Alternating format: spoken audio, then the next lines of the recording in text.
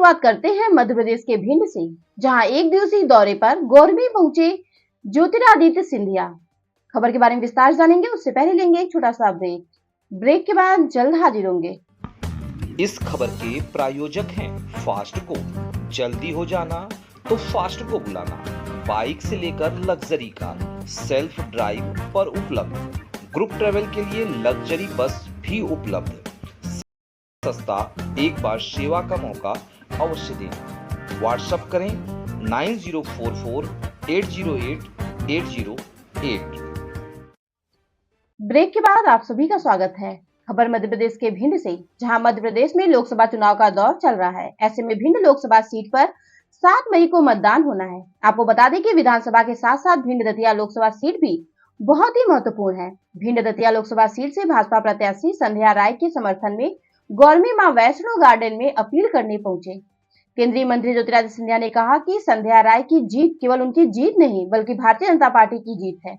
उन्होंने बताया कि भारतीय जनता पार्टी लगातार विकास की गंगा बहा रही है और यह विकास की गंगा यदि लगातार जारी रखनी है तो भारतीय जनता पार्टी के प्रत्येक प्रत्याशी को जिताकर पहुंचाइए, तभी भारतीय जनता पार्टी मजबूत होगी, तभी यह लगातार विकास की गंगा बहती रहेगी। इस दौरान उन्होंने अपने पिता माधवराव सिंधिया की यादों को ताजा करते हुए कहा कि भिंड से लेकर ग्वालियर तक आज जो रेलवे लाइन बिछी है यह सिंधिया परिवार की ही देन है। उन्होंने कहा कि सिंधिया परिवार ने जितना भिंड के लिए सोचा है इतना कोई नहीं सोच सकता। मैं आपसे आग्रह करता हूं कि आप बीजेपी को अपना मत देकर विजयी बनाएं और भिंड के विकास करने की जिम्मेदारी मैं लेता हूं। देखें भिंड से सतीश शर्मा की रिपोर्ट।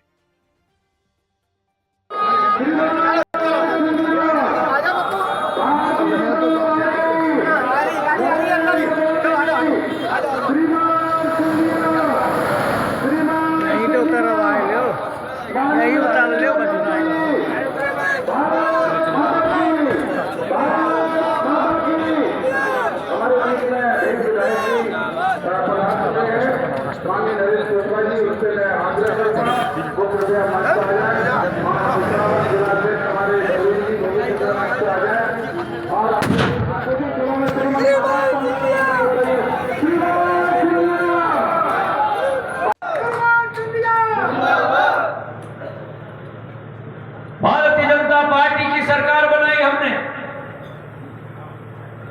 2020 में और मैंने आपको विश्वास दिलाया था। ओपीएस जैसे हमारे योद्धाओं ने अपने विधायकी से त्याग पत्र दिया। जिस जमाने में आज सरपंच त्याग पत्र देने के लिए तैयार नहीं होता है, तालियों की गड़गड़ाहट से ओपीएस का भी हम लोग पहचान करें साहब। और मैंने आपसे कहा था कि इनको चुनाव में जिताओ। आपका विकास शिवराज सिंह जी तत्कालीन मुख्यमंत्री और ज्योतिरादित्य सिंधिया जी की जिम्मेदारी होगी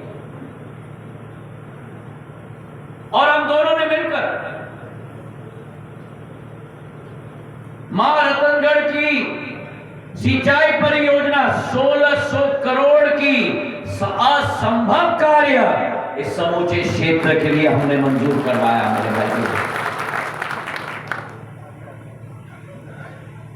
ये क्रांति होगी सिंचाई में,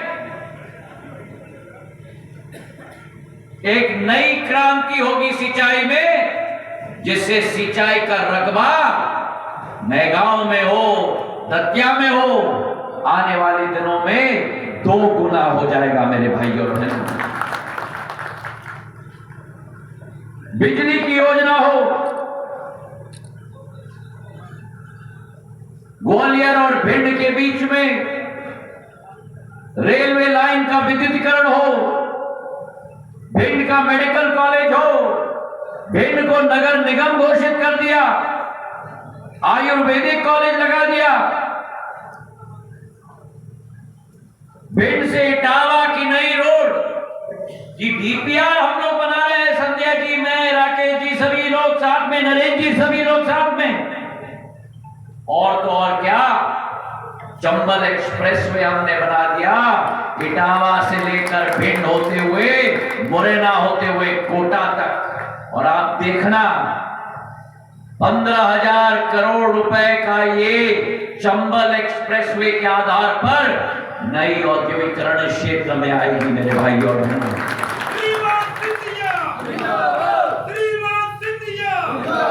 मेरे मंत्री मोहन यादव जी के साथ भिंड की प्रगति और विकास सुनिश्चित कराएंगे मेरे भाई और बहनों।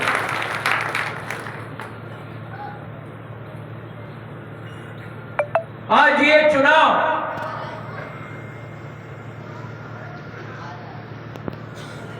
केवल भिंड का चुनाव नहीं है, ये चुनाव भारतीय जनता पार्टी और कांग्रेस पार्टी का चुनाव नहीं है मेरे भाइयों। ये चुनाव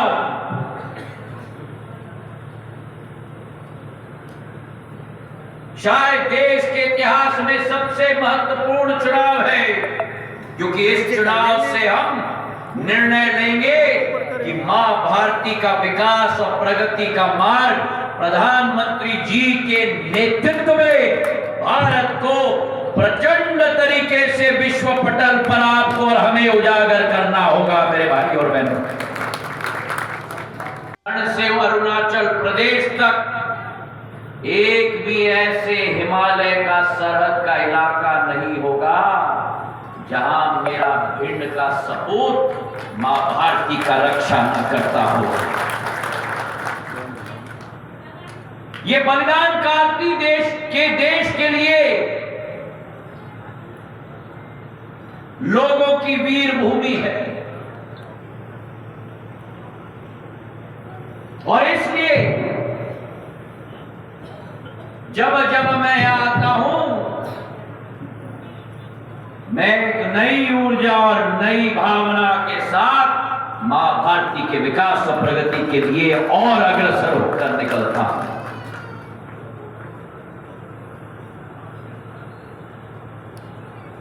इस भिंड जिले के साथ सिंधिया परिवार का बहुत पुराना रिश्ता रहा है।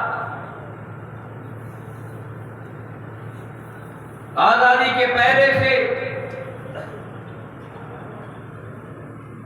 250 वर्षों पहले से जब सिंधिया परिवार के एक एक मुखिया ने इस क्षेत्र की विकास और प्रगति की केवल पीड़ा नहीं उठाई, लेकिन आपके विकास को सुनिश्चित कराई है मेरे भाई और बहनों।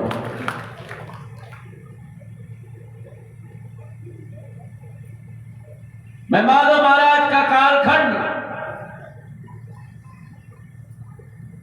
से शुरुआत करना चाहता हूं, जब इस क्षेत्र में विकास और प्रगति की सोच विचारधारा नहीं थी। उस जमाने में 150 वर्ष पूर्व माधव महाराज की सोच थी कि सबसे दूर इलाका, सबसे वीरान इलाका, सबसे विकास और प्रगति में अवरुद्ध इलाके को ग्वालियर स्टेट के मुख्य धारा के साथ जोड़ना होगा, और उसी विचारधारा के साथ ग्वालियर से श्योपुर की रेल ट्रैक शुरू की, ग्वालियर से शिवपुरी की रेल ट्रैक शुरू की, और ग्वालियर से भिंड की रेल ट्रैक शुरू की। 150 वर्ष पूर्व रेल की सुविधा हमारे भिंड में आई।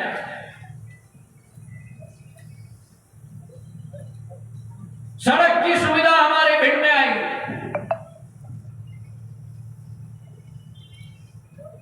माधव महाराज की दिल की धड़कन सदैव अन्नदाता होते।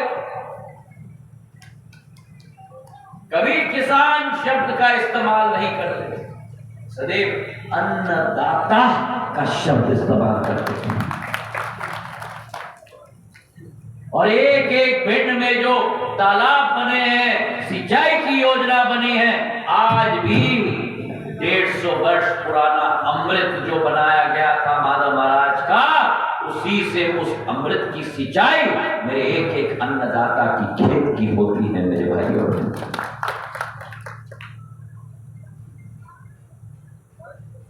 तो सिंधिया परिवार का एक बहुत पुराना रिश्ता रहा। मेरे पूज्य पिताजी ने जब इस क्षेत्र का बर्दाश्त और आशीर्वाद उनके साथ रहा,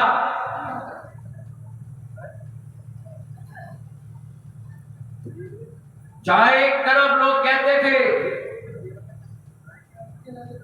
जब उन्होंने समूचे अंचल की विकास की परिकल्पना की। अभी जो पिछले चुनाव जो तारीखें निकली है वोटिंग की, उसमें वोटिंग परसेंटेज बहुत कम गया है। मैं आप गर्मी का समय भी है, अब कोई काम भी ऐसा नहीं है, मैं आप लोगों से करबद्ध निवेदन करता हूँ कि 7 तारीख को होने वाले मतदान में आप आज से समय भी दें, 2-3 दिन बचे और मतदान ज़्यादा परसेंट का हो, ज़्यादा परसेंटेज रहे, ऐसा मैं निवेदन आप लोगों के बीच में करना चाहता हूँ। और मैं विश्वास भी दिलाता हूँ, आप लोग महाराज को विश्वास दिलाएं कि पूरा परसेंटेज हम करेंगे, ताकत के साथ 7 तारीख को सुबह 7 बजे से लेकर 5 बजे तक पोलिंग पर वोटर की चिंता करेंगे, जीवन निवेदन में करना चाहता हूँ। दूसरा, आज मेगांव विधानसभा क्षेत्र में आदरणीय OPS जी है, हम है, संध्या जी है, पूरा मंच है, पूरा मंच आपकी चिंता करने का काम करेंगे। आपको भी मैं विश्वास दिलाता हूँ कि एक पहिया आपने तैयार कर दिया है, भारतीय जनता पार्टी की मध्य प्रदेश में सरकार बना दी है। आज दूसरा पहिया संध्या जी के रूप में है, आदरणीय मोदी जी के रूप में है। तो मैं आपसे निवेदन करना चाहता हूँ कि आप संध्या जी बनकर आप जगह जगह जाएं और दूसरा पहिया तैयार करें। मैं विश्वास से आपके बीच में कहता हूँ, आपकी सेवा में कोई कोर कसर नहीं छोड़ूंगा। हम और संध्या जी दोनों मिलकर आपकी चिंता करने का काम करेंगे। आप लोगों से जो भी संध्या जी से ऐसा लगा कि वो नहीं आई या जो भी गलतियां हुई हो, मैं हाथ जोड़कर आपसे क्षमा भी मांगता हूँ, अपनी तरफ से भी क्षमा मांगता हूँ। आप केवल संकल्प लेकर जाएं और जाने के बाद केवल 7 तारीख तक का समय भारतीय जनता पार्टी संध्या जी को दे। मैं पूरे विश्वास के साथ आपके साथ महाराज के सामने कह रहा हूँ, मैं आपके विश्वास को हम दोनों मिलकर टूटने नहीं देंगे। बहुत बहुत धन्यवाद। जय हिंद, जय भारत। आप तक पहुंचना था, पहुंच गया। मुझे जितना समझ में आया, मैं उसके आधार पर ये कह सकता हूं कि ये चुनाव केवल 2 पार्टियों के बीच में चुनाव नहीं है, एक सामान्य चुनाव नहीं है, ये भारत के भविष्य का चुनाव है, ये हमारी संस्कृति की रक्षा का चुनाव है, ये भारत समृद्ध कैसे बने, ये इसका चुनाव है। और अगर ये कोई कर सकता है तो मुझे लगता है कि मेरे ये कहते ही कि कोई कर सकता है, आपकी समझ में आ गया होगा कि ये कौन कर सकता है।